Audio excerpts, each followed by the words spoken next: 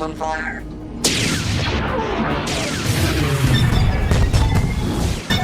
The Phantom Menace was chock full of memorable ships and vehicles, and the armored assault tank was no exception. These tanks gliding over the plains of Naboo was the very first shot of the trailer that thousands bought tickets to movies they didn't even care about to see.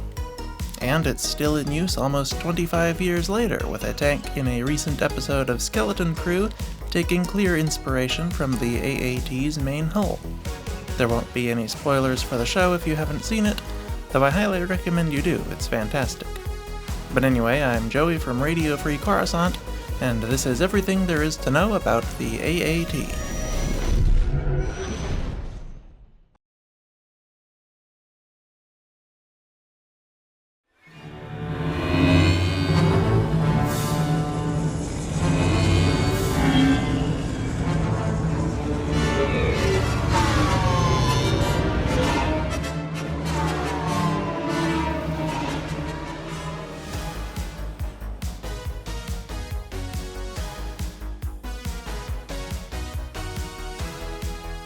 Design.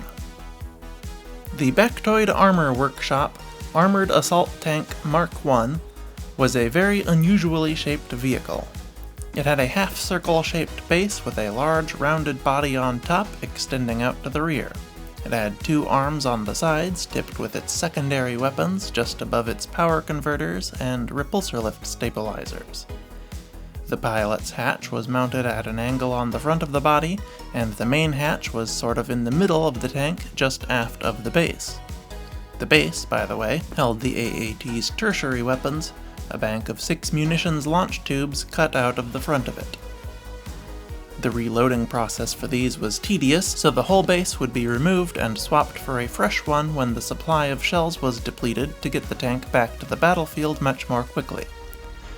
The front of the base and body of the AAT had several inches of armor to protect it from enemy fire and allow it to drive straight through walls and other obstacles. The very rear of the body held the tank's turret, which was a flat semicircle ringed with sensors. The turret also had the commander's hatch and communications antennas on top, and most importantly, the main gun on the front. The whole tank hovered several inches off the ground through the use of repulsor lifts, giving it unparalleled maneuverability. This was not without its drawbacks though, as it could make the tank unstable in certain conditions and meant it couldn't pass through certain types of shields. Generally speaking though, it worked just fine for most of the AAT's applications.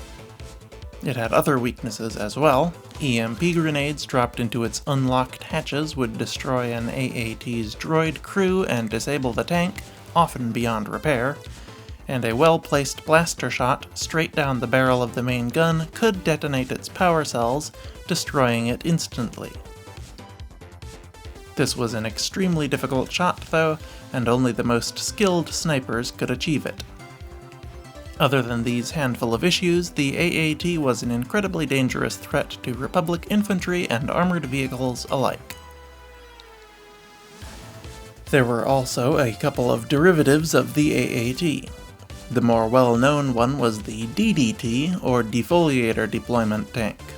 This was an AAT with an extended base and more powerful repulsor lifts to allow it to carry a defoliator instead of its usual cannon.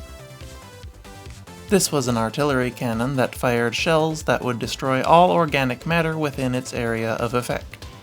Only 2 DDT prototypes were built. The next version was the Incinerator Tank.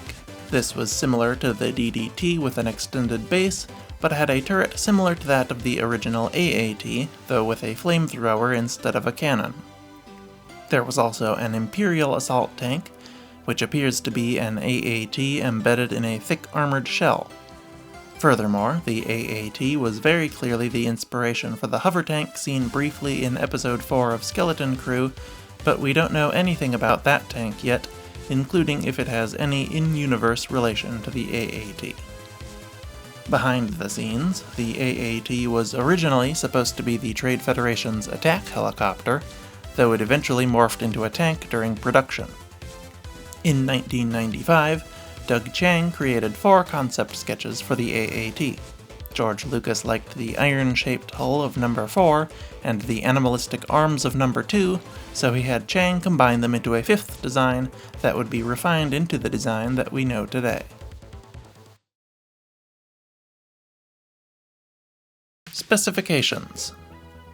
The Armored Assault Tank was a medium-sized vehicle at 9.5 meters long by 7.5 meters wide and 4.6 meters tall. Its cannon barrel was 5 meters long and had a caliber of about 60 millimeters, not that it matters much when it's shooting lasers. The main gun was a heavy laser cannon capable of destroying targets as large and well-armored as an AT-TE. The AAT also had 2 short-range anti-personnel blasters in the main hull, 2 lateral anti-personnel lasers and 2 range-finding lasers mounted on the arms, and 6 projectile launchers in the base of the tank that could fire bunker buster shells, armor-piercing shells, or high-energy shells, all fired in a protective plasma field to reduce friction and increase speed and penetration. The AAT had a meager but respectable top speed of 55 km per hour, or 34 miles per hour. It was crewed by 1 pilot, 2 gunners, and a vehicle commander. Typically, these were Trade Federation battle droids, but it could be crewed by organic personnel instead if that is what a customer desired. It could carry 10 tons of cargo and 6 passengers hanging onto its exterior and standing on its base. The tank could be purchased from the Trade Federation for 75,000 credits, an incredible bargain if you ask me.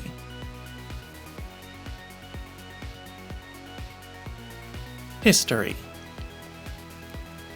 The AAT was designed by the Trade Federation and built by Factoid Armor Workshop several years before the Battle of Naboo. They were deployed on several Outer Rim planets, defending Trade Federation interests from pirates and fighting other AATs in mock battles to test the design and advertise to potential customers. Canon states that the AAT was designed specifically for the invasion of Naboo, but I prefer the previous backstory myself. Either way, the invasion was the first noteworthy event the AAT saw, where AATs were deployed throughout the city of Theed and beyond, destroying buildings, quashing resistance, and escorting multi-troop transports full of battle droids. Trade Federation tank doctrine stated that each MTT must be escorted by 2 AATs. I'm not sure what happened to the AATs left on Naboo after the battle, which ended with all the battle droids losing their command signal and shutting down, but several years later the Trade Federation joined the Confederacy of Independent Systems and donated thousands of AATs to the cause. Most of these were repainted in Separatist blue and gray and saw action throughout the war, from its opening at Geonosis to several of the very last battles. They played fairly significant roles in the battles of Christophsis, Harain, Ryloth, Onderon, and more, and were present for hundreds of other ground battles. Some were even donated to the Mandalorian terrorist organization Death Watch, though they didn't get a whole lot of use out of them. After the Clone Wars, most AATs fell into Imperial hands. Most of these were scrapped, but a few were converted into Imperial assault tanks and used in the Galactic Civil War. Incinerator tanks were donated to Trandoshan slavers in exchange for their help subjugating Kashyyyk as well. Some AATs wound up in Rebel hands too, where they were modified to be more usable by organic crews. A few even stayed under the control of Separatist holdouts and sympathizers, though those organizations were very swiftly dealt with by the Empire during the first few years of Imperial rule. By and large, though, the end of the Confederacy and the Trade Federation made the AAT a tank of the past, and after the Civil War it was very rare to see one outside a collector's showroom or museum.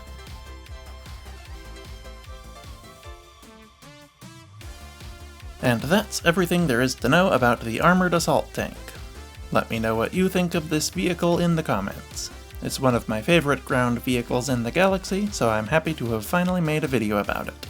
And I'm happy that AAT lookalike appeared in Skeleton Crew a couple of weeks ago, so I have an excuse to put that in the video tags and possibly get some extra views. I'll have some real Skeleton Crew content soon, though. Make sure you're subscribed so you don't miss it. Like the video and share the channel as well while you're at it. But anyway, I'll see you next week. RFC, out.